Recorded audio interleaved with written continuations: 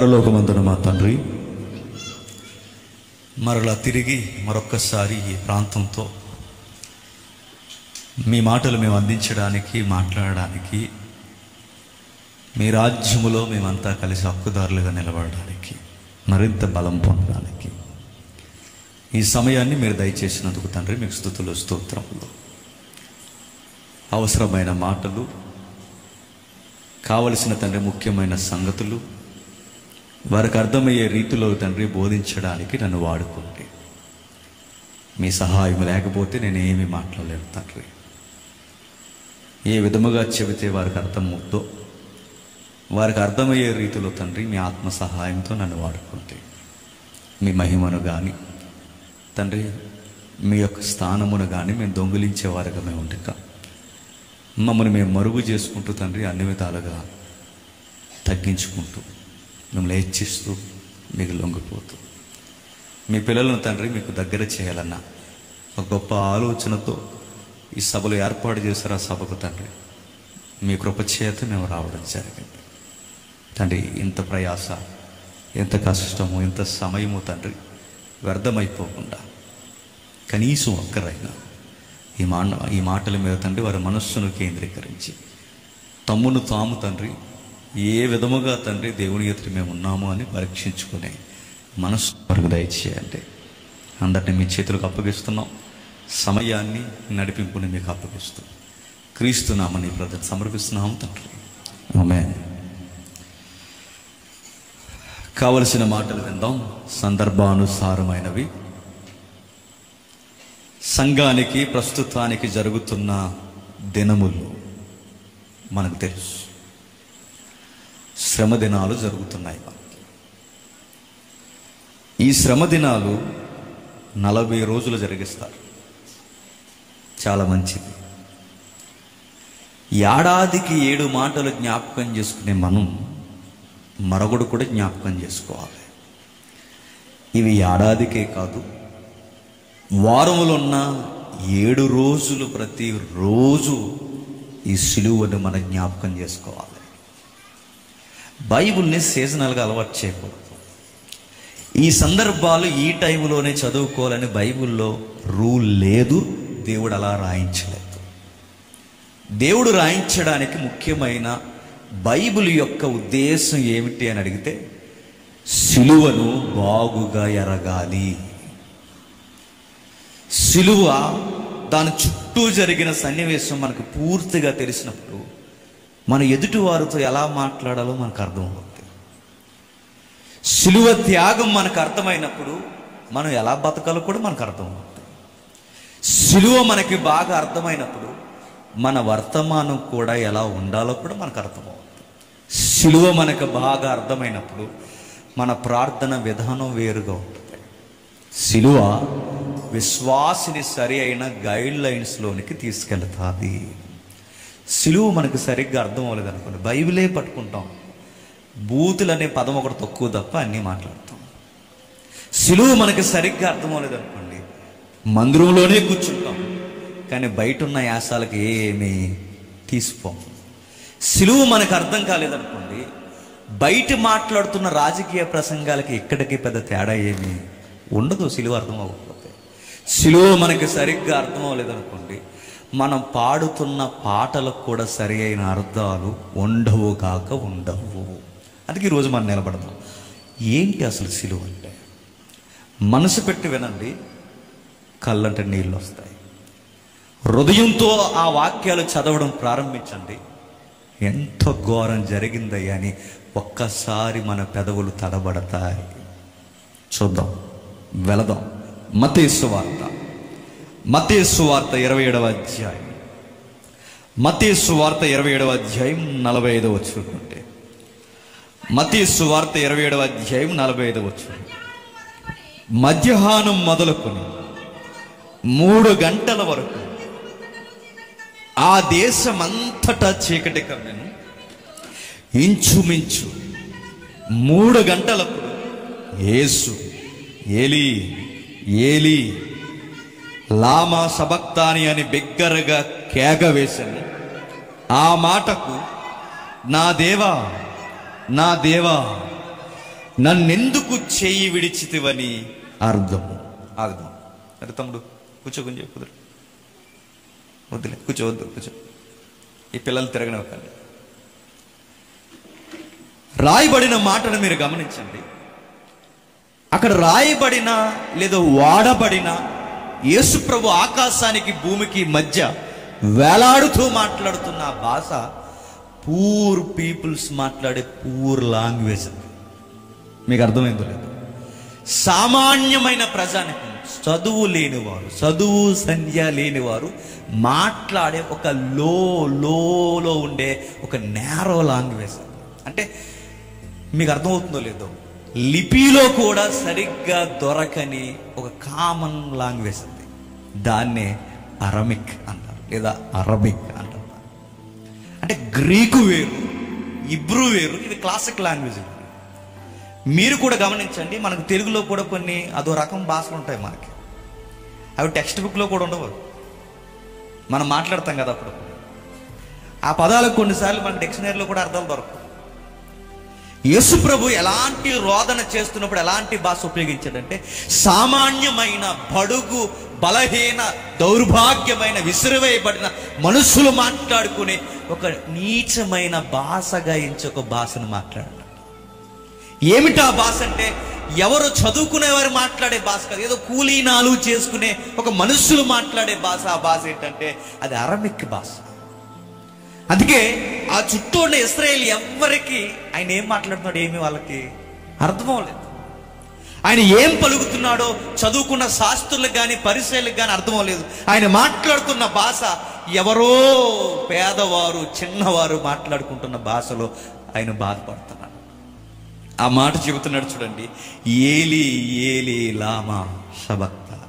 అంటే ఆ మాటకి అర్థం మనకు తెలుసు, దేవా నా చెయ్యి వదిలేసి. నేను అడుగుతున్నాను, దేవుడు ఎందుకు తన కుమారుని చెయ్యిని వదిలేశాడు? ఇది పెద్ద ప్రశ్న. మరి ఎన్ని రోజుల నుంచి మీరు లెంట్ డేస్ పాటిస్తున్నారు నాకు తెలియదు. ఇది తెలియకుండా మీరు పాటిస్తే నేను చెప్తున్నాను, తప్పు చేస్తున్నారు. నేను అడుగుతున్నాను, మరి ఎందుకు దేవుడు తన కుమారుని చెయ్యి వదిలేశాడు? మిమ్మల్ని అడుగుతున్నాను. తన కుమారుని ఎందుకు వదిలేశాడు? వదిలేయడానికి కారణం ఏంటి? యేసుక్రీస్తు ఎక్కడైనా దొంగతనం చేశాడా? లేదు. ఎక్కడైనా వ్యభిచారం చేశాడా? లేదు. ఎక్కడైనా అబద్ధం ఆడాడా? లేదు. మరి ఎందుకు ఆయన చేయిని వదిలేశాడు? ఆయన ఏమీ చేయలేనప్పుడు ఎందుకు దేవుడు ఆయన చేయిని వదిలేశాడు? నీ చెయ్యి నా చెయ్యి పట్టుకోవడానికి ఆయన చెయ్యిని వదిలేవలసి వచ్చిందట. అదేంటబ్బా? ఒక చేత్తో ఆయన్ని మరొక చేత్తో మనల్ని పట్టుకోలేడంటే ఆయన నీతంటదట పట్టుకోలేడు. ఎందుకో చెప్పిన, నువ్వు కావాలనుకున్నాడు కనుక ఆయన వదిలేసుకోవాల్సి వచ్చింది. ఆయన కావాలనుకుంటే ఈరోజు చెప్పడానికి నేను ఉండను, వినడానికి మీరు ఉండడు, అసలు ఇక్కడ ఈ వాతావరణమే ఉండదు. ఏం జరిగింది చూద్దాం. ఈ ఒక్క మాటను మనం ధ్యానించడానికి ప్రయత్నించేద్దాం. ఆ ఏలి ఏలి లామా సబక్తాని అన ఆ కేకలు వేస్తున్న ఆ కేకలు ఏ కేకలో చెప్పినా అవి చావు కేకలు. ఆ కేకలు ప్రాణాలు తోడేసే కేకలు. ఇక అయిపోయాడని చెప్పే ఇక చివరి కేకలు, ఇక అయిపోయాడని అందరికీ అర్థమయ్యే ఇక ఊపిరిపోయే కేకలు అవి. అది ఈరోజు మన స్టైల్గా చదువుకునే వాక్యపట్నం లాంటి కేకలు కాదు. ఈరోజు ఈ వాక్యంలో ఉన్న ఒత్తిడి ఈరోజు అర్థమవుతుందంటే అర్థం అవ్వట్లేదు. కానీ ఈ వాక్యం ఏమలేదని కోపం ఇస్తున్నారు చాలా మంది. లెంట్ డేస్లో కోపం ఇస్తారు తెలుసా? ఈరోజు మాకు అయ్యగారు వాక్యపట్నం ఇవ్వలేదని. నేను అంటానండి, ఇలా అంటున్నాను బాగా. బుద్ధి జ్ఞానం ఇంకిత జ్ఞానం ఏమన్నా ఉంటే రావు. యేసు ప్రభు ప్రాణాలు పోతూ పలుకుతున్న మాటలు మీకు ఏమర్థమైనాయి అని కోపగిస్తున్నారు? అసలు కోపగించుకోవడం కాదు, కన్నీళ్లతో మన దేహం తడిసిపోయి దేవా ఈ చావు కేకలు ఎవరి కొరకయ్యని ఏడాల్సిన బదులు నాకు ఇవ్వలేదండి. పోనీ ఇచ్చారు, ఏమన్నా దాని గురించి ఏమైనా చెప్పగలరా? చెప్పరు. ఎన్ని రోజులు చదువుతున్నారు? ఈ ఏడాదికి 7 మాటలు పుట్టిన దగ్గర నుంచి చదువుతున్నాము. ఏమర్థమవుతుంది మనకి? ఏమీ అర్థమవుతుంది. ఆ హృదయ వేదన ఏమన్నా మనకు అర్థమవుతుందంటే ఏమర్థమవుతుంది? అర్థమైందో లేదో మన ప్రవర్తనే చెప్పేస్తుంది. అర్థమైన వాడు అలా ఉండడు. అర్థమైన వాడు ఎలా పడితే అలా మాట్లాడు. అర్థమైన వాడు సిలువను గ్రహించిన వాడు, ఆయన హృదయ వేదన గ్రహించిన వాడు. వాడి మాట తీరు, చూపు, ప్రవర్తన, ఎదుటి వాడితో డీల్ చేసే విధానం అంతా వేరుగా ఉంటుంది. ఎందుకంటే వాడి జీవితంలో సిలువ ఏంటో వాడికి బాగా అర్థమైంది. మనకు కూడా అర్థం అవ్వాలి. ఎందుకు దేవుడు ఇంతగా చేయి వదిలేసాడు, ఎందుకు దైవం ఎలలోకి వచ్చి ఆ దైవాన్ని కూర్చి ఎందుకు ఎడబాటు కొరకు ఎంత ఏడుస్తున్నాడో ఆ మాట ఒత్తిడి మనకు తెలియాలంటే చుట్టూ ఏం జరుగుతున్నాయో పరిస్థితులు మనకి తెలియాలి. అప్పుడప్పుడు మీరు చూడండి, ఎవరైనా ఏదన్నా మాట్లాడారు అనుకోండి, ఈ సడన్గా ఆ మాట ఎందుకు అన్నాడా అని ఆలోచించినప్పుడు దాని వెనకాల చాలా కారణాలు ఉంటాయి. నువ్వు నేనంటే తింగర మాట్లాడేస్తాం. కొంతమంది మేధావులు ఉంటారు, వాళ్ళొక్క మాట అన్నారంటే దాని వెనక ఏదో ఉంది. దాని చుట్టూ ఎంతో రోధన లేకపోతే, ఎంతో బాధ లేకపోతే ఆ మాట వాళ్ళు అనరుగాక అనరంటే ఆ మాట వెనకాల ఏదో ఒత్తిడి ఉందన్నమాట. ఏమని అడుగుతున్నాను, యేసుక్రీస్తు వారి వెనకున్న ఈ ఒత్తిడి ఏంటో మనకు తెలియాలంటే ఆ వెనకున్నది ఒక ఒంటరితనం ఉందట. ఏముంది? ఒంటరితనం. యేసుప్రభు ఒంటరితనం. అవును, ఆయన ప్రసంగాలు చెబితే ఇలా వేల మంది వచ్చి ఆయన ముందు కూర్చొని బలా బలా బలా అనేవారట. మాకు రాజు నువ్వే, రాబోవు ప్రవక్తవు నువ్వే, మా మోసే తర్వాత మోసేవి కూడా నువ్వే, మా రోగాల్ని తీర్చివాడువు నీవే, మమ్మల్ని స్వస్థపరిచేవాడువు నీవే, నీవే మా విమోచకుడివి, నీవే మా అభిషక్తుడివి, రాబోతున్న యేసువు కూడా నీవే అని ఇలా పొగిడేశారు ఆయన చుట్టూ. ఒకరోజు ఆయన విచిత్రమైన ప్రసంగం చేశాడు. ఆయన దెబ్బకి 70 మంది వెళ్ళిపోయారట. ఆ ప్రసంగం ఏంటో చెప్పనా, నా రక్తము తాగి నా శరీరము తింటే గాని ఎవడు నా రాజ్యానికి హక్కుదాడు కాకపోతే అనగానే వెంటనే ఇలా అన్నారట, ఇలాంటి ప్రసంగాలు చెప్తే ఎవడు ఉంటాడండి అన్నారట. మనం ఎలా ఉంటుంది చెప్పినా, ఆ రోజైనా ఈ రోజైనా ప్రసంగం మనం కలుపుకోవాలనుకుంటూ ఉంటాం. ఎడాపెడ వాయించేసిలా ఉందనుకోండి, మనకి అస్సలు బాగా చెప్పలేదండి జేమ్స్ గారు అంటాం.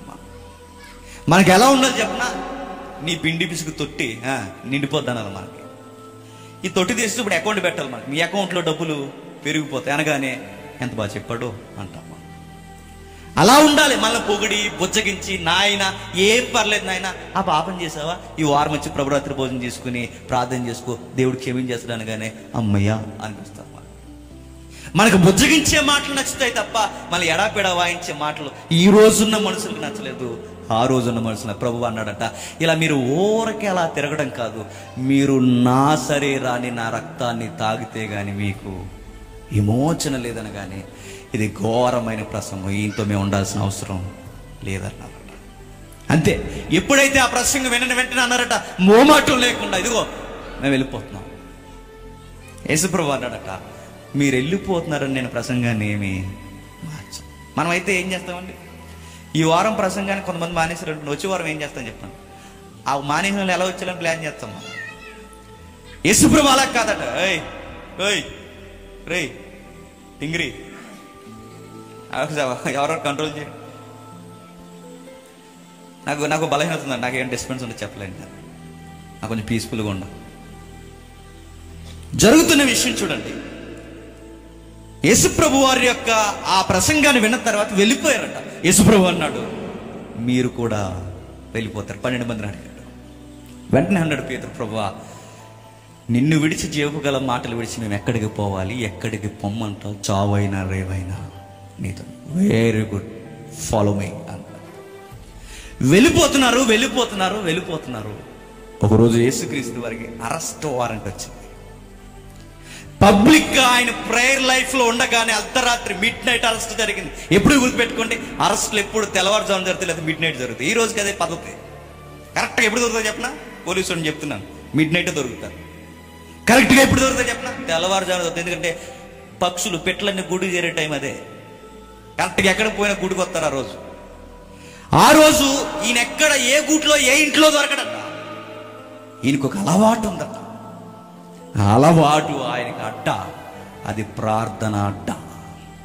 ఆయన ఖచ్చితంగా అక్కడ ఉంటాడట. ఖచ్చితంగా ఈ టైంకి ఆయన ఎక్కడ ఉంటాడు, ఈ రాత్రి వేళ ఆయన ఏం చేస్తాడంటే ఎక్కడో రెస్ట్ లో ఉన్నాడట. పగలంతా పరిచయం చేస్తాడు, రాత్రంతా దేవుడితో ఎక్కడ ఆ డైలీ ప్రేయర్ లేపు ఎక్కడ జరుగుద్ది, గెత్సేమనే వనంలో. మిస్ అవ్వడా? అస్సలు మిస్ అవ్వడు. ఒక్కరోజు కూడా మాండా, ఒక్కరోజు కూడా మాట. పక్కా దొరుకుతాడు యోధా, పక్కా దొరుకుతాడు సర్జీ, అక్కడ ఖచ్చితంగా మీకు దొరికేస్తాడు. మనకు ఒక ప్రేయర్ పాయింట్ చేయడానికి మనకు ఒక రొటీన్ ప్లేస్ ఒకటి ఉందా చెప్పండి? మనకు అలవాటు ఉన్నది ఏంటి చెప్పనా? ఆ సెంటర్లో దొరుకుతారండి అంటారు. మనం ఈవిడ ఎక్కడ దొరుకుతుంది? అరిగి మీద దొరుకుతా, అరిగిపోయింది చూడండి. ఎవరు? మనోళ్ళే.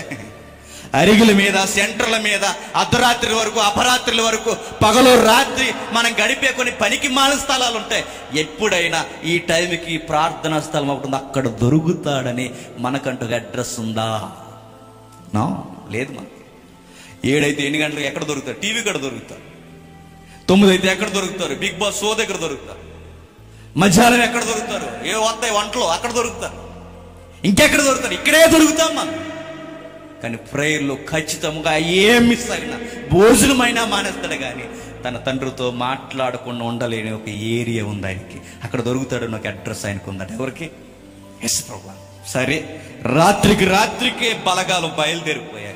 రాత్రికే కమాండర్స్ వచ్చారు. రోమా సైనికులు అరెస్ట్ వారెంట్తో రెడీ అయిపోయారు యేసు ప్రభుని అరెస్ట్ చేయడానికి. వచ్చిన వెంటనే చూస్తుండగానే ఒక ఆయన ఉన్నాడు, భారీ డైలాగులు కొట్టే ఆయన పేరు ఎవరో తెలుసా? సైమన్ పీటర్, పేతురు, సీమోను పేతురు. ఆయన డైలాగులు చెప్పాడట. ఏమని చెప్పినా, ప్రభువా నిన్నెవడైనా టచ్ చేయాలంటే ముందు చెప్పండి, తెలుగులో డైలాగ్, నన్ను టచ్ చేసేలా అన్నాడట. అంతొద్దులే అన్నాడు. ఎవరు? యేసు ప్రభు. నువ్వేమనుకున్నా ఫిక్స్ అయిపోయిన ఇక్కడ అన్నాడు. ఎవరు? ఆ మెంటల్ యాటిట్యూడ్ ఆయనకి ఫిక్స్ అయిపోయాడు కనుక ఇలా వచ్చి యేసుక్రీస్తు మీద ఇలా చెయ్యి వేయబోతుండగా పోలీసు ఆయన సేవ నరికేసాడు. ఎవరు? చూడండి, ఎంత భయం భక్తి లేదు ఎవరికి. అదో రకం. వచ్చినోడు పోలీసు అయితే ఏంటి, పిలాత్ అయితే ఏంటి, గవర్నర్ అయితే ఏంటి, నా ప్రభు మీద ఎవడైనా చెయ్యేశాడో వాడు ఎవడాలు తీసేస్తా అంటాడు. ఎవరు? పేతురు. వెంటనే ప్రభు, పేతురు నేను కోరని ఈ ప్రవర్తన ఎక్కడిది, నీకు దించు అన్నాడు. వెంటనే పేతురు దిగ్గునాగిపోయాడు. నువ్వు చేసే పని ఇది మంచి పని కాదు, ఆపో. నేనే గనక కొట్టడం మొదలెడితే, నేనే గనక మీకన్నా గట్టిగా నరకడం మొదలెడితే నేను కూడా నరకకరద్దు. నా దేవుడిని నేను ఏడుకుంటే దుమ్ము ధూళి లేచిపోలే కబడ్డీ ఆడడానికి దేవతలు దిగిపోతాయి. నాకు రాదనుకుంటున్నావు ఫైట్ చేయడం, నాకు లేదనుకుంటున్నావు కోపం, నేను చేయలేను అనుకుంటున్నావు. కానీ నా తండ్రి చిత్తం ఇది, ఆగిపో. ఎప్పుడైతే ఆగిపోయాడో పేతురికి ఒక మెంటల్ టెన్షన్ స్టార్ట్ అయింది. ఏంటి చెప్తున్నా, మాకు ధైర్యాన్ని ఇవ్వాల్సిన గురీజీయే అరెస్ట్ అయిపోవడానికి ఇష్టపడుతున్నారంటే సంథింగ్ ఖచ్చితంగా రోమా సైనికులు, రోమా ప్రభుత్వం అరెస్ట్ చేసిందంటే చంపితే గాని వదిలే మనుషులైతే వాళ్ళు కాదు. మా ప్రభువే ఇలా అరెస్ట్ అయిపోతున్నాడంటే ఇక రేపొద్దున మేమేమైపోవాలి? చచ్చిన వారిని కూడా లేపేవాడు ఈయనే, లేకపోతే మేమైపోవాలి? ఇలాంటి ప్రశ్నలన్నీ ఆయనకి తలపోచాయేమో ఏమో. వెంటనే పేతురులో గుండెల్లో ధైర్యం ఉండే గుండెల్లో పిరికితనం స్టార్ట్ అయిపోయిందట. వెంటనే పేతురు భయపడిన విషయం ఏంటి చెప్పినా, నువ్వు ఆయనతో కూడా ఉన్నావు కదా, నువ్వు ఉన్నావు కదా అని ఒక అమ్మాయి అడిగిందంట. ఎవరు ఆ అమ్మాయి మనకు తెలీదు. ఆ అమ్మాయి అడిగిన వెంటనే అందట, అమ్మ తోడైన ఎవరో నాకు తెలియదని రాయబడిన మాట చెప్పించుకున్నాడు. అప్పుడప్పుడు మనం అంటాం చూసారంటే, బైబిల్ మీద ఒట్టండి, అస్సలు భయం ఉండదు మనకు. బైబిల్ మీద ఒట్టండి, పాస్టర్ గారి మీద ఒట్టండి. ఆయన మీద ఎందుకు? పాస్టర్ గారి మీదే. పాస్టర్ గారి మీద బైబిల్ మీద ఒట్టు, మా బిడ్డ మీద ఒట్టు, అలా ఒట్టు ఎలా ఒట్టు చెప్పించుకోవడం. నిజాన్ని కప్పేసి ఒట్టిలేసేవారు లేరు ఈ రోజుకి. ఆ రోజు పేతురు కూడా అన్నట్ట, నాకు ఏమీ తెలియదు, ఒట్టే చెప్తున్నాను, ఆయన ఎవరో నాకు తెలియదు. తెలీదా? ఎందుకు తెలియదు అని అటువంటి కారణం ఒకటే, భయం స్టార్ట్ అయింది పేతురికి. నీ దేహం మీద ఎవడైనా చెయ్యాలంటే ముందు నన్ను తాకాలన్నా ఆ పౌరుషం కలిగిన శిష్యుడు ఆయన ఎవరో నాకు తెలియదు అన్నాడట. గమనించండి, ఈ మాట యేసు ప్రభుకి వినబడి ఉంటుందా, వినబడి ఉండదా చెప్పండి? ఈ ననక మునిపే వినబడింది ఆయనకి. భవిష్యత్ తిరిగిన వాడికి ఈ ననక మునిపే వినబడింది. ఆయన ఖచ్చితంగా చెప్తున్నాను, ఆ రోజు మానవ దేహంలో ఉన్న ఆయన పేతురు ఎరుగనని అన్నప్పుడు బాధపడి ఉంటాడా, బాధపడి ఉండదు ఖచ్చితంగా బాధపడతాడు. అక్కడి వరకు ఎందుకండి, మీ తాలూకా ఎవరైనా ప్రెసిడెంట్ అయిపోయారు అనుకోండి, పంచాయతీ ప్రెసిడెంట్, మీరు గొప్పగా చెప్పుకుంటారు. ఆయన ఎవరు అనుకుంటున్నారు? అటు నుంచి ఇటు, ఇటు నుంచి అటు, అటు నుంచి ఇటు మా మామయ్య అవుతాడు ఆయన అంటారు. అలా వెళ్ళింటనే ఎవరైనా వచ్చి పలానా వారి మామయ్య గారు గారు పంపించారంటే మామయ్య అవును అన్నాడు అనుకోండి, ఏమంటారు మీరు? ఏమంటారు? ఓటేరు, ఆయన మొహం చూడరు. ఇక బాధపడరా, నేను ఏదో గొప్ప చెప్పుకుంటే నేను ఎరుగునట్టానేంటి అని. మనం గొప్పగా చూసేవారు, మనకి క్లోజ్ సర్కిల్గా ఉన్నవారు మనం పట్టించుకోకుండా అలా వెళ్ళిపోయారు అనుకో, బాధేస్తుంది ఏదో చెప్పు. అక్కడ వరకు ఎందుకండి, మనం ఎవరికైనా ఫోన్ చేసాం, మన క్లోజ్ ఫ్రెండ్స్ ఉంటారు, మనం ఫోన్ చేసినప్పుడు మన ఫోన్ ఓల్డ్లో పెట్టి ఇంకొకరితో ఫోన్ మాట్లాడితే మనకి ఎలా ఉంటుంది? నేను అంత ఇంపార్టెన్స్ కాదన్నమాట. కొంతమంది ఉంటారండి, నాకు ఒక ఫ్రెండ్ ఉండేవాడు, ఆడు అనేవాడాడు, మా ఫ్రెండ్ వచ్చాడు అని, మరి నేనేవాడిని గొట్టంగా నేను, ఆడి ఫ్రెండ్ అయితే మరి నేనేవాడిని, నేను ఫ్రెండ్ కాదా అంటే నేను ప్రాముఖ్యత లేని ఫ్రెండా, నాకన్నా గొప్ప ఫ్రెండా? ఈ ప్రశ్నలు, ఇన్ని బాధలు నాకు అనిపిస్తే మనం ఇంపార్టెంట్ ఇస్తున్నవారు మనకి ఇంపార్టెంట్ ఇవ్వకపోవడం, పైగా వీళ్ళతో నాకు అంత సంబంధం లేదంటే ఆ మాట ఎలా ఉంటుంది చెప్పు, బాధేస్తుంది. ఆ రోజు యేసుప్రభుకి ఆ బాధ అలా పంటి బిగుని పెట్టుకున్నాడు.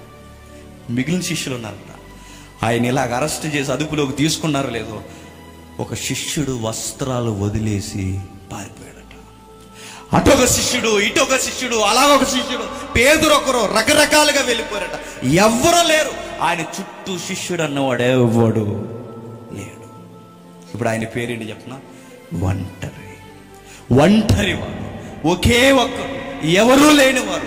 తల్లి లేదు, శిష్యులు లేరు, సహోదరులు లేరు, నాన్నవారు లేరు, రొట్టెలు తిన్నవారు లేరు, స్వస్థతలు పొందిన వారు లేరు, ఎవరూ లేరు. మరి ఎవరున్నారంటే ఆయనకి ఆయన ఉన్నాడు, ఆయనతో ఎవరు లేరు. ఎప్పుడు గుర్తుపెట్టుకోండి, మనం కూడా ఎప్పుడు అలాగే బతకాలంటే, ఎవరో ఒక మహానుభావుడు అన్నట్టు, మనం ఎప్పుడు ఒంటరినే బతకాలంట. మన ఒంటరి వారు అంతే, మన ఒంటరి వారు అనే బతకాలి. ఎందుకు చెప్పినా, ఏ రోజు ఈ మనుషులు ఒక్కసారి మనం వదిలి వెళ్ళిపోతారు మనకి తెలియదు. మన పరిస్థితులు బాగున్నంతసేపు మన చుట్టూ ఉంటారు, పరిస్థితులు ఏమన్నా విఘటించాయో, ఇలాంటి రక్తపు గాయాలయ్యే పరిస్థితి ఏమన్నా వచ్చిందో, మనల్ని ఎరుగననే నోర్లు కూడా మనం చూస్తాం. ఆయన ఎవరో మాకు తెలియదని తప్పించుకుని తిరిగే వాళ్ళని కూడా మనం చూస్తాం. మన క్లోజ్ సర్కిల్ కూడా ముఖం సాటేసుకుని వెళ్ళిపోయే వాళ్ళని కూడా మనం చూస్తాం. ఆ బాధ చాలా భయంకరంగా ఉంటుంది. అలాంటి టైంలో మనం ఏం చేస్తాం చెప్పినా, ఈ ఒంటరితనాన్ని భరించలేక సూసైడ్ చేసుకోవాలనుకుంటాం. ఎవరు లేరు యేసుక్రీస్తుకి, నాన్నవారు లేరు, బ్లడ్ లేదు, శిష్యులు లేరు, ఎవరూ లేరు. అన్ని బంధాలు దూరం చేసి ఒంటరి వదిలేశారట. ఆ ఒంటరిగా దొరికిన ఆయన్ని ఒక గొర్రె పిల్ల మీద తోడేళ్ళు పడిపోయినట్టు రోమా సైనికులు పడిపోయారట. మీద పడిపోయి క్రూరముగా ఆయన హింసించడం మొదలుపెట్టారు. దారుణాతి దారుణంగా ఆయన గుద్దుతూ తీసుకెళ్లిపోయారు. యోహాను సువార్త 19వ అధ్యాయం 17వ వచనం చూద్దాం ఒకసారి.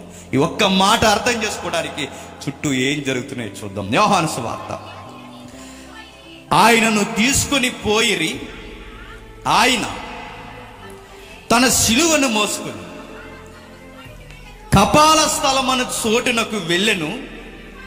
ఎబ్రీ భాషలో దానికి గొల్గతా అని పేరు. ఆగుదాం. శిష్యులు వెళ్ళిపోయారు, ఒంటరి వాడిని చేసేసారు, పోలీసులు వచ్చారు, అదుపు చేశారు, దారుణంగా కొరడాల చేత కొట్టేశారు. ఎవరిని? యేసుప్రభు. ఇంకా ఘోరమైన మాట ఏంటి చెప్పనా, ఆయన భుజాల మీదకి 70-80 కేజీలు పచ్చి మ్రాని ఎత్తేశారు. 70-80 కేజీలు పచ్చి మ్రాని ఎత్తి పిలాతు జడ్జిమెంట్ ఇచ్చిన స్థలం నుండి ఆయనకు శిక్ష విధింపబడే స్థలం వరకు సుమారు 5 కిలోమీటర్లు ఆయన్ని ఈడ్చికెళ్ళిపోయారట. దారుణాతి దారుణంగా ఈడ్చికెళ్ళిపోయిన తర్వాత ఆ 23వ వచనంలో రాయబడిన మాట ఏంటి చెప్పినా, ఆయన వస్త్రాలు తీసేశారట. ఆయన పై వస్త్రం తీశారు. పై వస్త్రం అంటే ఏంటో తెలుసా? ఆయన సిగ్గును కప్పుకునే వస్త్రం. ఆయన పై వస్త్రాన్ని తీశారు. అడుగుతున్నాను, ఎప్పుడైనా మనం సిరిగిపోయిన సొక్క వేసుకోమంటే వేసుకోగలమా? కష్టం. అంటే సిరిగిపోయిన ప్యాంట్ వేసుకోమంటే వేసుకుని ఈరోజు మన మీటింగ్ రమ్మంటే రాగలమా? సిరిగిపోయిన వేసుకోవడానికి ఎంత సిగ్గుపడుతున్నామే. లేడీస్ అంత దూరంగా ఉండగా, స్త్రీలు అంత దూరాన చూస్తుండగా యేసుప్రభు బట్టలు ఇప్పేశారట. ఎంత సిగ్గుపడి ఉంటాడంటే, నిండు పురుషుడు, నిండు స్వభావం కలిగిన వాడు, ఆయనను చూస్తూ ఉండగా, స్త్రీలు ఆ మాత్రం దూడ అన్న ఆయన వెంబడిస్తున్న వారు ఆయన చూస్తూ ఉండగా ఆయన బట్టలు ఇప్పేశారట. స్త్రీల ముందు సిగ్గుపడ్డాడు, స్త్రీల ముందు బాధపడ్డాడు, స్త్రీల ముందు ఒంటరిగా ఏడుస్తూ నిలబడ్డాడు. ఏడ్చాడండి. ఆ కేకలు వేస్తూ ఉండగా ఆయనకి రక్తం అంతా పోతుంది. ఆయనకి అప్పటికే గెత్సెమనే వనంలో చెమట రంధ్రాల నుంచి ఏమొచ్చేసేట? రక్తం వచ్చింది. ఎందుకు రక్తం వస్తుంది? చాలా మంది చెప్పారు అన్నమాట. మనకి బీపీ అని ఒకటి ఉంటుంది, అది అప్పుడప్పుడు పెరుగుద్ది. మనకి మనకి బీపీ లెవెల్స్ ఎప్పుడు పెరిగితే మన టెన్షన్ బాగా ఎక్కువైపోయింది అనుకోండి, బీపీ లెవెల్స్ కూడా పెరిగిపోతాయి. బీపీకి ఓవర్ స్టేజ్ వచ్చింది అనుకోండి, దాని స్కేల్ దాటిపోయింది అనుకోండి, ఇక చెమట రాదట. ఆ చెమట రంధ్రాల్లోంచి రక్తం వస్తుంది. అప్పుడప్పుడు మీరు చూడండి, టెన్షన్ అయినప్పుడు మన ముఖాన్ని చెమటెక్కేస్తుంటుంది. మన టెన్షన్ అయినప్పుడు చట్టంతో తడిసిపోతుంటుంది. అక్కడ వరకు ఎందుకండి, మిమ్మల్ని వచ్చి ఒక 5 నిమిషాలు మాట్లాడమనుకోండి, మొత్తం తడిసిపోతారు మీరు. అదొక రకం టెన్షన్. ఇప్పుడు నన్ను పాట పాడమనుకోండి, నేను తడిసిపోతాను, ఎందుకంటే నాకు అలవాటు లేని పని. మనం ఏదన్నా టెన్షన్ అయ్యామనుకోండి తడిచిపోతాం. కానీ టెన్షన్ ఓవర్ స్టేజ్ వెళ్ళిపోయింది అనుకోండి, ఇక తడిచిపోయేది చెమట కదా. చెప్పండి, రక్తము చేత ఆయన చెమట రక్త బిందువుల వలె గెత్సేమనే వనంలో కారిపోయిందట. మరో మాట చెప్పనా, సగానికి సగం రక్తం ఆ వనములోనే పోయింది.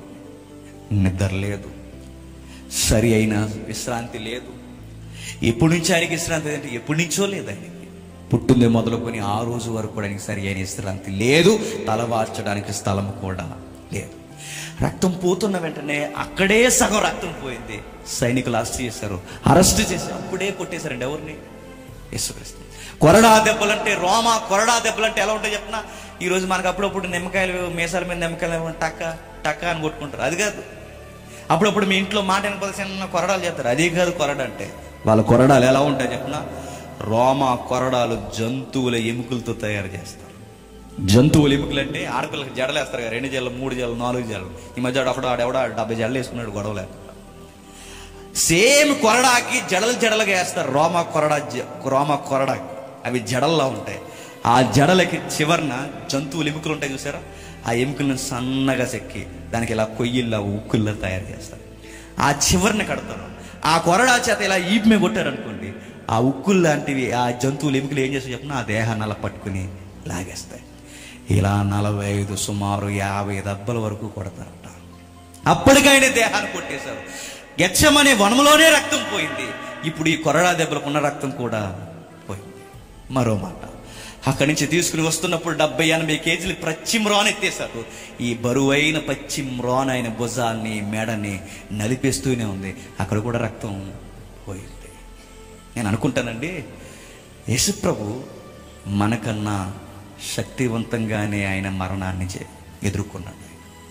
మనమే గనక గెత్సెమనే వనంలో మనం బ్లడ్ పోయిన వెంటనే అరెస్ట్ వారం చేయాలి, కానీ కొల్లిరు గడిపోదాం. అక్కడ మనం అడిపోమంటే మనకు అంత ఎనర్జీ లెవెల్స్ ఉండదు. తినడం మాత్రం 2 కంచాలు తింటామా, తినమండి. పక్కోళ్ళు వదిలేసి దానికి న్యాయం చేద్దామా.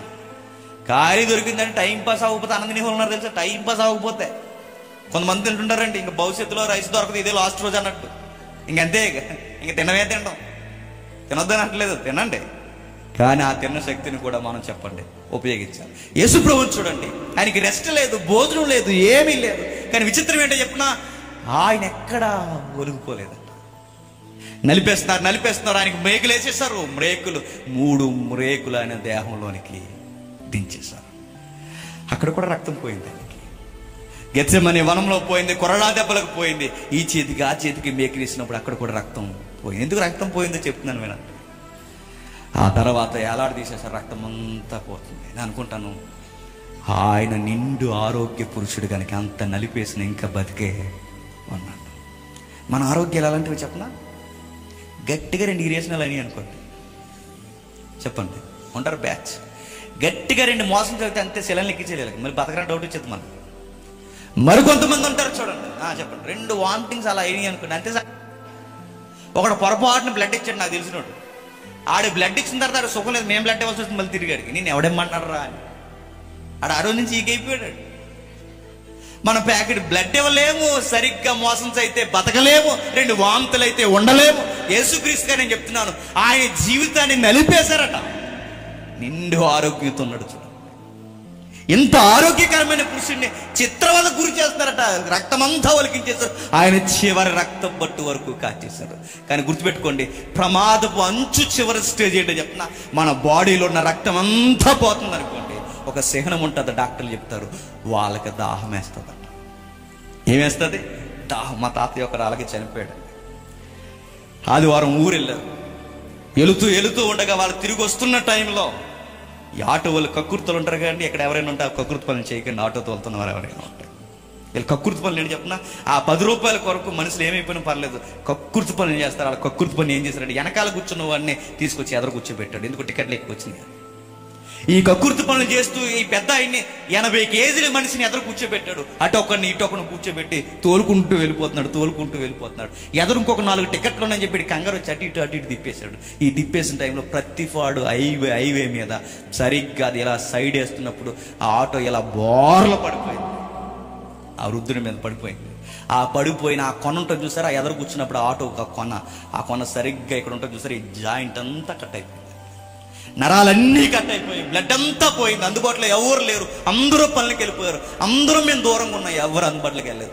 ఆ బ్లడ్ అలా దిగిపోతూ చనిపోయే ముందు ఆయన అడిగిన మాట ఏంటి చెప్పిన, నాకు కొన్ని నీళ్ళు ఇవ్వనరా అని అడిగాడు.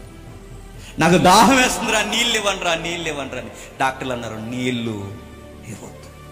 నీళ్ళు ఇస్తే ఏమవుతుందంటే గుండెైనా ఎగబెట్టొచ్చట, గొంతైనా పడిపోవచ్చా, అవయవాలు అక్కడే స్టక్ అయిపోవచ్చట.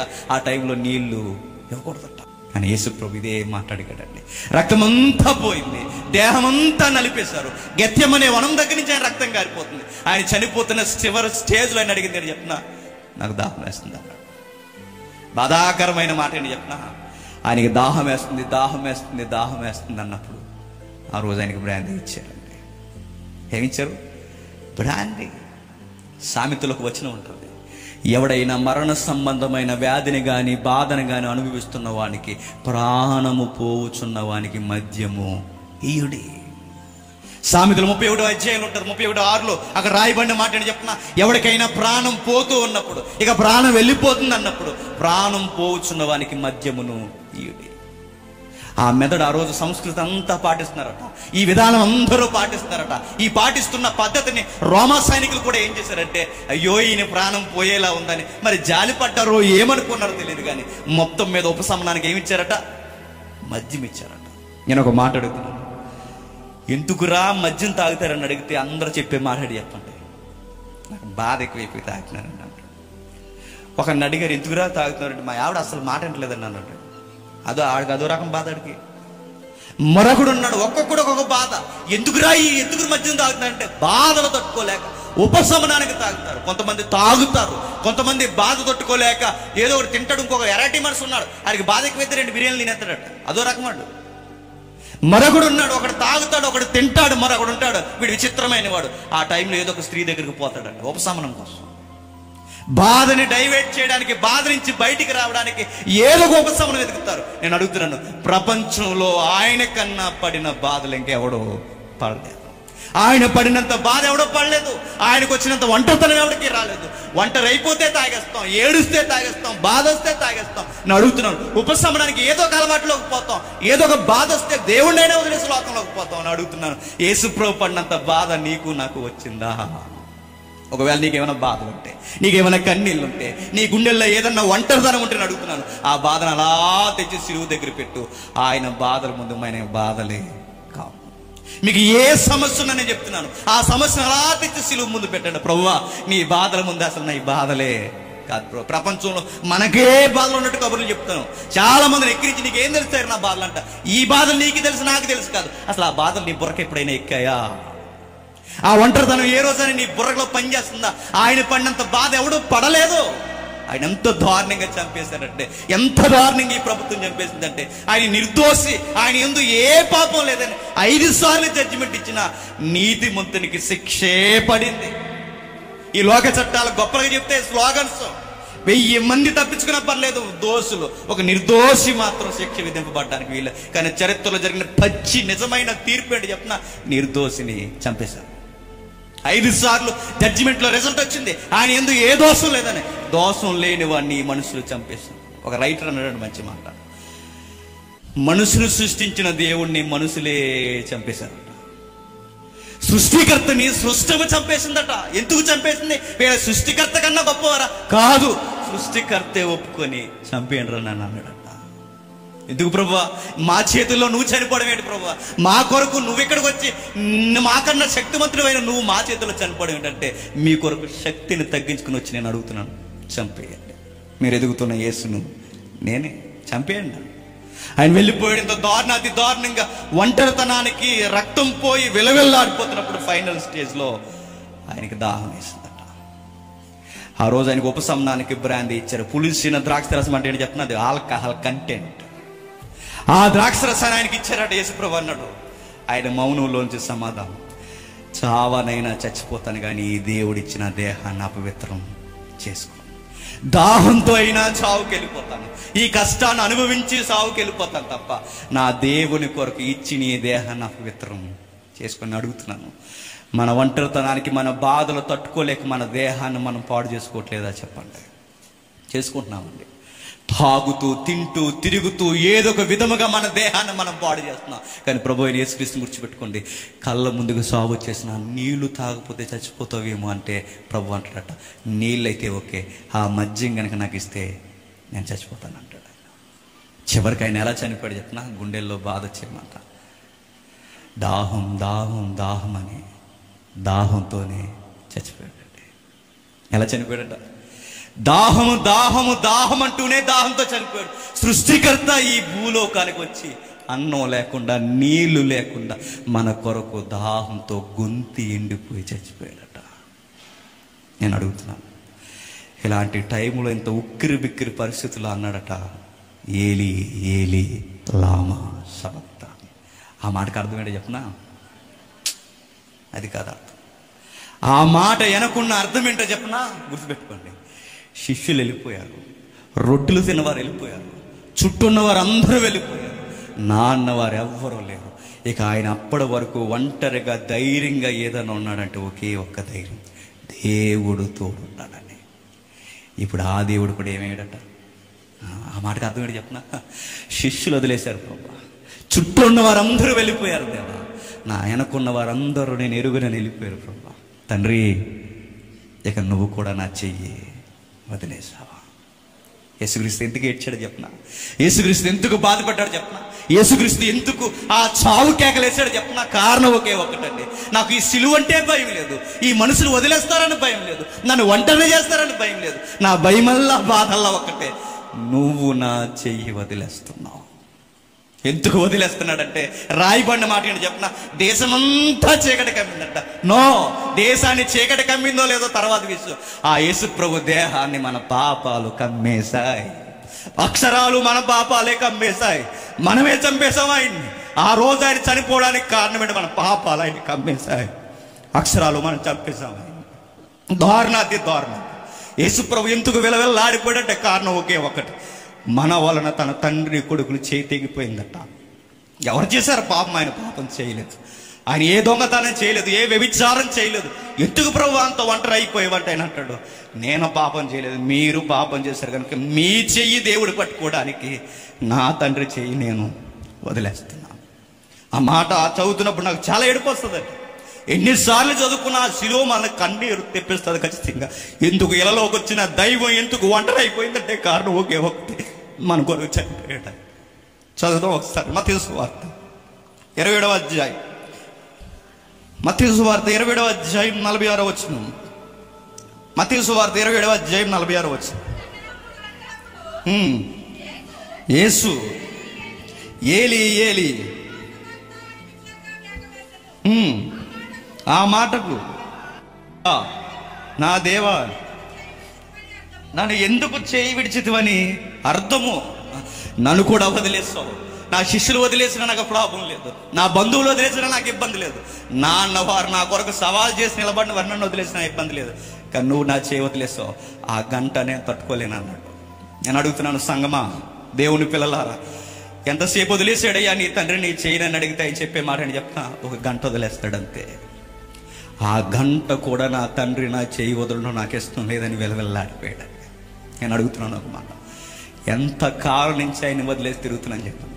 ఎంత కాలం నుంచి మనం ఆదివారం వదిలేస్తాం, సోమవారం వదిలేస్తాం, మంగళవారం వదిలేస్తాం, వారం అంతా వదిలేస్తాం, మన ఇష్టం ఉంటే వస్తాం, లేకపోతే వదిలేసి తిరుగుతాం. ఎప్పుడైనా ఈ రోజు దేవుని సన్నిధికి వెళ్ళలేకపోయామని ఎప్పుడైనా మీ హృదయంలో దుఃఖం వచ్చిందా? అసలు ఆయన చెయ్యిందో లేదో కూడా మనకి తెలియదు. యేసు ప్రభు ఎంతగా విలవిల్లాడిపోయాడు, ఒక్క నిమిషం తండ్రి నొదిలో ఉండలేకపోయాడట. మనము ప్రార్థన చేయము, బైబిల్ చదవము, ఆయన అన్యోన్య సహవాసం ఉన్నాం. ఈ 40 రోజుల్లో కనీసం నువ్వు 4 రోజులైనా తినంగా వచ్చావంటే ఆ రోజు కూడా మనం రాము. అసలు దేవుడు మనం వదిలేసిన మనకు పెద్ద లెక్కేమీ లేదు. తండ్రి కొడుకుల బాండింగ్ ఎలాంటిదో చూడండి. వదిలేశాడు తట్టుకోలేకపోయాడు. ఈ మాట చుట్టూ ఉన్న వాళ్ళకి ఎవరికి అర్థం అవ్వట్లేదట. వాళ్ళందరూ అన్నారట, డైలాగులు కొడుతున్నారట భారీగా, దారుణాతి దారుణమైన మాటలు అంటున్నారట. ఏమని అంటున్నారు చూడండి. ఇప్పుడు ఈ సమాజం ఎలాంటి చెప్పినా మనం బాధల్లో ఉన్నాం అనుకోండి, ఆ బాధల్ని ఇంకా ఎటకారం చేస్తుంటారు. అలాంటప్పుడు సూసైడ్ చేసుకోకండి, ఎందుకంటే మనకన్నా ఘోరంగా యేసుప్రభుని ఎటకారం చేశారు.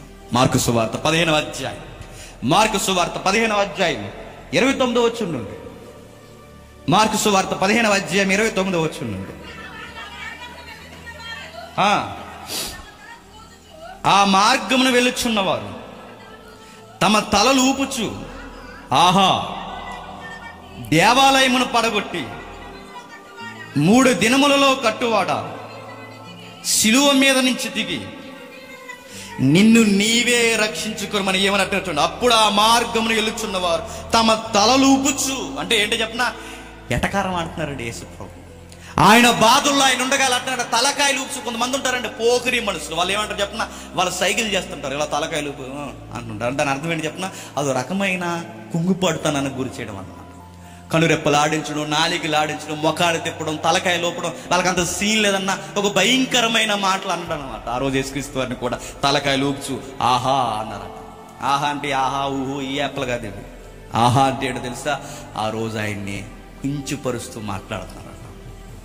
ఆహా, దేవాలయాన్ని పడగొట్టి 3 దినంలో కట్టువాడా, దేవాలయాన్ని కట్టదు కానీ నిన్ను నువ్వు రక్షించుకుని దిగురా అన్న. నీ ప్రసంగాల్లో ఏదో చెప్పావు మేము విన్నాం, నీ మాటల్లో ఏదో చెప్పావు మేము విన్నాం, నీ మాటలు అక్షర సత్యమైతే నువ్వు రా, మిమ్మల్ని నమ్ముతాం అంటారట. చూసారు ఎంత దారుణమైన ఈ ప్రపంచం అంటే. ఆయన అంతగా విలవిల్లాడిపోతున్నప్పుడు ఇప్పుడు డైలాగులు కొడుతున్నారట. చాలా మంది అంతేనండి, మన బాధల్లో మనం ఉంటే వాళ్ళు ఏమంటారు చెప్పినా వాడికి అలాగే జరగాలి అంట. మన ఇబ్బందుల్లో మనకుంటే ఆవిడికి అలాగే ఉండాలి అంట. మన సమస్యలో మన కుటుంబం ఉంటే మన కుటుంబాన్ని చూసి వాళ్ళకి అలాగే జరగాలండి. ఈ మనుషులు ఎలాంటి వారంటే బాధపడితే పైకి అయ్యో అంటారు తప్ప వెనకపోయి నవ్వుకుంటారు. యేసుప్రభుని వెనకాల నవ్వడం కదట, ఎదురుగానే వచ్చి అన్నారట నవ్వుతూ, దమ్ముంటే దిగి రా అన్నారట. రమ్మని అడుగుతే ఇంకా చూడండి, శిలువ మీద నుంచి దిగి నిన్ను నువ్వే రక్షించుకున్నామని చెప్పి ఆయనను దూషించింది. అట్లు శాస్త్రులను ప్రధాన యాజకులను అపహాస్యము చేయుచు వీడు ఇతరులను రక్షించును, తన్ను తాను రక్షించుకొనలేడు. ఎంత బాధకరమైన మాట చూడండి. ఇతడు ఇతరులను రక్షిస్తాడండి, ఆయన మాత్రం రక్షించుకోలేదు. హీరో గారు అన్నారట. ఎవరిని? యేసుక్రీస్తు. ఏ కొసాను చూడండి, కామన్ పీపుల్స్ డైలాగులు కొట్టారట. చదువుకున్న శాస్త్రులు భయంకరమైన హేళన చేశారట. యాజకులని చెప్పుకునే దైవజనులు కూడా హేళన చేశారు. ఈ మనిషి ననలేదన్నాం కదా, ప్రతి ఒక్కడు ఆయన్ని అన్నారట. నేను అడుగుతున్నాను, మనల్ని అందరూ దేశించడం ఉన్నారు, కనీసం ఒక్కరైనా తోడు ఉన్నారు మనకి చెప్పండి. ఎవరో ఒకరు ఉంటారండి మనకు తోడు. యేసుప్రభుకి ఆ తోడు కూడా లేదు, ఏ తోడు లేదు ఆయనకి. కామన్ పీపుల్స్ అన్నారు, చదువుకున్న వారు అన్నారు, యాజకులు అన్నారు, ప్రతి ఒక్కరూ మాట్లాడారు, ఎవ్వరు విడిచిపెట్టలేదట. చివరికి 32వ వచనంలో ఇశ్రాయేలు రాజు క్రీస్తు ఇప్పుడు శిలువ మీద దిగి వచ్చును, అప్పుడు మనం చూసి నమ్ముతామని ఒకరితో ఒకరు చెప్పుకున్నది. ఆయనతో కూడా శిలువ వేయబడిన వారును ఆయనను నిందించారు. ఎవరు నిందిస్తున్నారట? నిందింపబడిన, అంటే నిందలేస్తున్నది ఎవరంటే ఆల్రెడీ నిందకు గురై లేదా ఖైదీలుగా నిర్ణయింపబడిన ఈ చుట్టుపక్కల ఉన్న ఇద్దరు కూడా అంటారట. బాధాకరమైన విచిత్రమైన మాట చెప్తున్నా, ఆ బయట ఉన్నవారు దారిండిపోయేవారు అన్నారంటే అన్నారు అనుకోవచ్చు, ఆ శాస్త్రులు అసూయతో అన్నారంటే అనుకోవచ్చు. మీరెందుకు అన్నారంటే మనిషి ఎలా అంటాడు చెప్పినా, మనం ఏ స్థితిలో ఉన్నామన్నది మనం పట్టించుకోం, ఎదుటోడిని అనడానికి మన మనసు ఎప్పుడు రెడీ ఉంది. ఈ నేరస్తులు ఎలాంటి వాళ్ళు చూడండి, ఆయన ఇలాంటి పొజిషన్లోనే ఉన్నారు, ఆయనతో పాటు చనిపోవడానికి రెడీగా ఉన్నారు. వీళ్ళు కూడా చేస్తారు అటు ఇటు సిలువ వేయబడి. కానీ బాధ ఏంటంటే వాళ్ళ పొజిషన్ వాళ్ళు మర్చిపోయి యేసుప్రభుని అటకారం చేస్తారు. చూడండి, మనం అలాంటి వాళ్ళమండి. మనం అందరం పాపులమై మనం అంటామంట, నువ్వు పాపు అంటామంట. యేసుప్రభు రోజు ఎగ్జాంపుల్ చెప్పాడు, ఆయన ₹1 అప్పు క్షమించేస్తే మనం వెళ్ళి ₹10 కోసం గొడవాడతామంట. అలాంటి మనుషులు అంటే ఏంటో మన స్థితి మనం మర్చిపోతామంట. మన ఎదుటోళ్ళ దగ్గరికి వెళ్ళి అంటామట, నువ్వు గొప్పదానివా, గొప్పోడు అంటే ఏంటి చెప్పినా, నన్ను నేను మర్చిపోయి, నా స్టాండింగ్ ఏంటో నేను మర్చిపోయి బాగున్నావు అనుకోండి అంటాడ, నువ్వు మంచోడు కాదంట.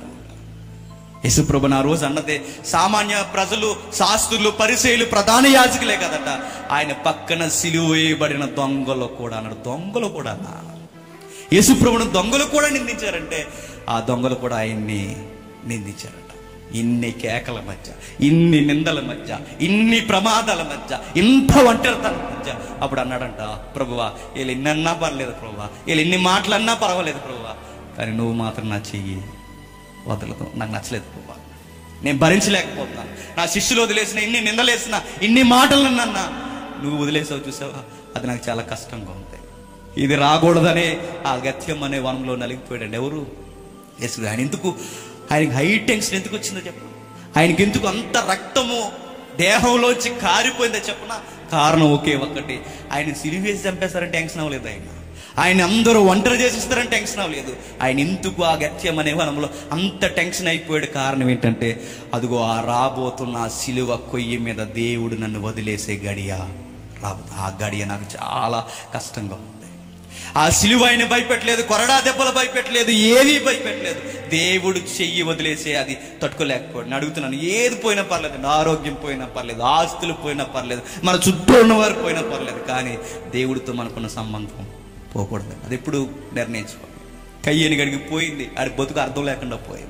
యోధాకు పోయింది, ఆడి చావు భయంకరంగా ముగిసిపోయింది. మీరు చరిత్రలో ఎవరినైనా చూడండి, దేవునికి దూరమైన వారి ముగింపు ఘోరాతి ఘోరంగా ఉంది. కానీ దేవుడితో చెట్టా పట్టాలు వేసుకుని ఎప్పుడు ఆయన బంధాన్ని మనం దూరం చేసుకోకపోతే ఈ ప్రపంచం మనల్ని ఎక్కిరించిన అడుగుతున్నాను, ఈ ప్రపంచానికి ఉందాగా ఏరుగా మనం బతుకుతామట. అది యేసుప్రభుని చూడొచ్చు. ఎన్ని నిందలేస్తారో, ఎన్ని బాధలేస్తారో, ఎన్ని ఇబ్బందులు పెట్టారో, పడేసి ఆయన చంపేశారు. ఒక కామన్ లాంగ్వేజ్ ఆయన మాట్లాడుతున్నాడు, అది ఎవరికి అర్థం లేదు. పైగా అన్నారట, ఏలీని పిలుస్తున్నాడు అనుకుంటాం అన్నారట. ఎవరిని? ఏలీని. వీళ్ళకి ఏంటంటే ఏలి ఏలి అన్నాడు కంటే ఇంక ఏలి అన్నారట. ఎందుకంటే వీళ్ళు భాష రాదు. కొంతమంది ఉంటారంటే ఏం అర్థం అవ్వకపోతే దానికి అర్థాలు చెప్పేస్తుంటారు. ఆడ ఆ మాట ఎందుకన్నాడు అనుకున్నారు అంటారు. ఈ పొలాలు పెట్టి బ్యాచ్ సంఘాల్లో కూడా ఉంటారు. వీళ్ళకి ఏదో సిరుక్కుమని ఏదో చివరి నిలబడుతుంది అన్నమాట. ఏమన్నాడంటే అని చెప్పేస్తారు అంతే. ఇంక అర్థం పర్థం ఏమన్నాడు ఏమీ ఆలోచించడు. ఆ మాటకి అర్థం ఏంటో, ఆ వెనకాల బాధ ఏంటో ఏమీ ఆలోచించడు. ఇంక అర్థాలు వీళ్ళు శంకరనారాయణ డిక్షనరీలో తయారవుతారు పక్కన కూర్చుని. యేసుప్రభుని ఆ రోజు వీళ్ళకి ఏం అర్థం అవ్వకపోయినా శాస్త్రులు, పరిచయులు, ప్రధాన యాజకులు, ప్రజలు కూడా అన్నారట, ఏలీని పిలుస్తున్నాడు, ఏలీ వచ్చి ఏమైనా రక్షిస్తాడేమో చూద్దాను. ఈ పిచ్చి మొక్కలు తెలియని మాట ఏంటి చెప్పిన, ఆల్రెడీ ఏలీ వచ్చి వెళ్ళిపోయాడు. ఎలా వచ్చాడు ఏలీ? ఆ రూపాంతరం అనే కొండ దగ్గర మీరు గొప్పగా చూస్తున్న ఏలీ ఆయన వెళ్ళిపోయాడు. ఆ మీటింగ్ జరిగిపోయింది ఆల్రెడీ. ఈ మొక్కలకు తెలియదు. వీళ్ళు అంటున్నారట యేసుప్రభుని, ఇప్పుడు ఏలీ వచ్చి రక్షిస్తాడేమో చూద్దామని, ఏం జరుగుతుందో చూద్దామని. ఏలీ వస్తాడేమో అన్నారట. కానీ ఆయన అడిగింది ఏలీ ఏలీ అని కాదు, నా దేవా నా దేవా. ఈ మాట ఎవరికి అర్థం అవ్వలేదు, కానీ ఒక ఆయనకి బాగా అర్థమైందట. ఎవరికి బురకెక్కలేదు, కానీ ఒక ఆయనకి బురకెక్కిందట. ఆయన సర్వీస్లో ఎప్పుడు అలా అంటే చూడలేదట. ఆయన ఒక గవర్నమెంట్ ఎంప్లాయ్, ఎంపరర్, ఆయనే శతాధిపతి.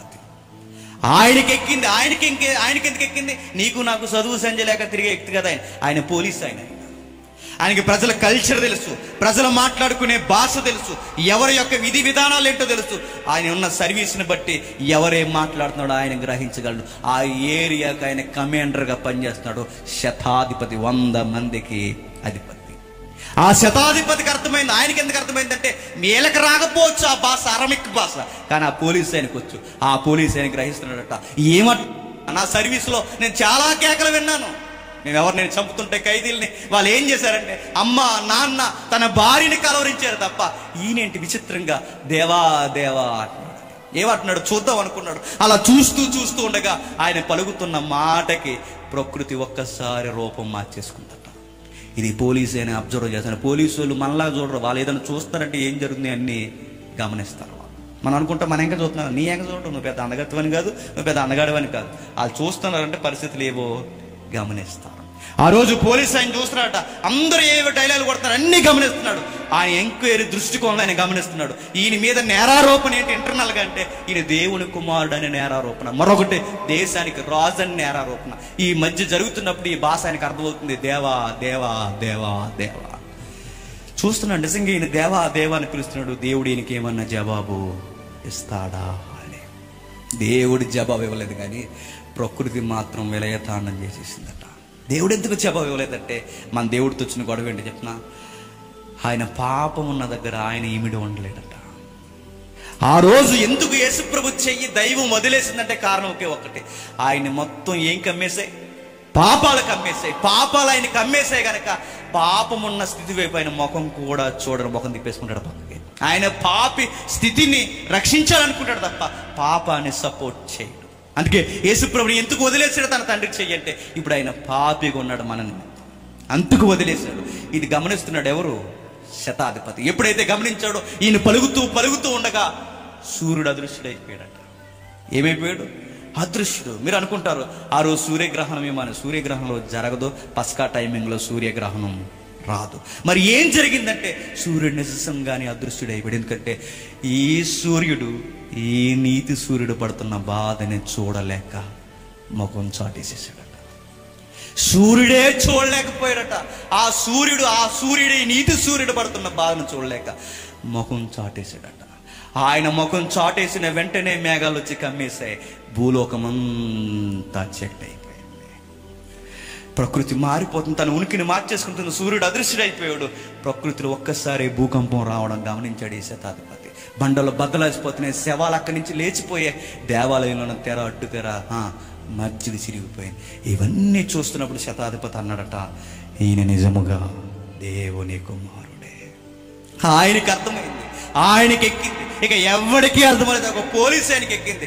మొట్టమొదటిసారి యేసుప్రభు సిలువను చూసి మారిన అన్యుల్లో ఎవరైనా ఉన్నారంటే రికార్డ్స్ లో శతాధిపతి.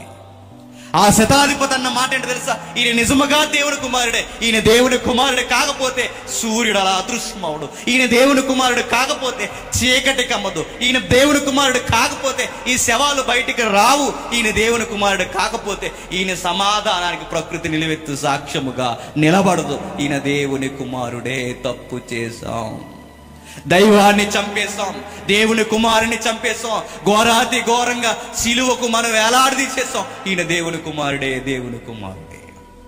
ఆయన చేసిన ప్రార్థనకి ఒక కఠోరమైన గుండె పోలీస్ అయిన మారిపోయాడట.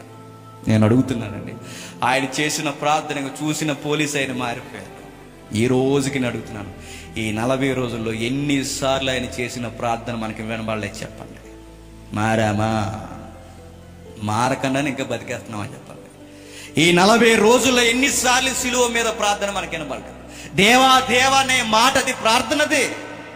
ఆ ప్రార్థన విన్న పోలీస్ ఆయన మారిపోయారట. ఈ రోజు అడుగుతున్నాను, ఎన్నిసార్లు యేసుప్రభు ప్రార్థన వినలేదు? ఎన్నిసార్లు ఆ మాటలు వినలేదు? చిన్నప్పటి నుంచి మనకు సిలువను గురించి చెప్తున్నారండి. విని విని విని విని అలవాటు అయిపోయింది మనకి. అప్పుడప్పుడు మనం ఏం చేస్తాం చెప్పిన, సిలువ అనగానే మనం ఏదో సిలువను చూస్తాం, మనం అదే అనుకుంటాం. నో, సిలువ అంటే ఏంటి చెప్పిన? యేసుప్రభు నీ కొరకు నా కొరకు పచ్చిగా చనిపోయాడు. గుర్తుపెట్టుకో. ఆ రోజు ఎప్పుడైతే ఈ పెద్ద ఆయన చూశాడో, చూసిన వెంటనే మారిపోయి అన్నాడట, ఈయన దేవుని కుమారుడే. ఇన్ని నిందల మధ్యకి ముగిస్తాను, ఇన్ని నిందల మధ్య, ఇన్ని బాధల మధ్య, ఇంత ఒంటరితనం మధ్య ఆయన సిలువేసి నిందించి సమాధి చేసి మూసేశారట రాయి. కానీ దేవుడి మీద యథార్థంగా ఆనుకొని చనిపోయిన ఆయన ఎక్కడైతే నిందించి చంపేసి ఆయన్ని కమ్మేసి ఇంకా కప్పెట్టేసి లేదా మూసేశారో, ఆ నిందల మధ్య నుంచి మరలా ఆయన తిరిగి లేచాడట. ఎప్పుడు గుర్తుపెట్టుకోండి, నిన్నెక్కడైతే బంధించేస్తారో, ఎక్కడైతే బాధించేస్తారో, ఎక్కడైతే అయిపోయావంటారో, మరలా అందరి కళ్ళు పగిలిపోయేలా, అందరి చెవులు గింగురమనేలా మరలా మనం ఎక్కడైతే నిందింపడ్డాం అక్కడి నుంచి మరలా రేజ్ అవుతాం. ద రేజింగ్ నేమ్ రిజరెక్షన్ అన్నాడు. యేసుప్రభు మరలా లేచాడు. ఎక్కడ లేచాడు?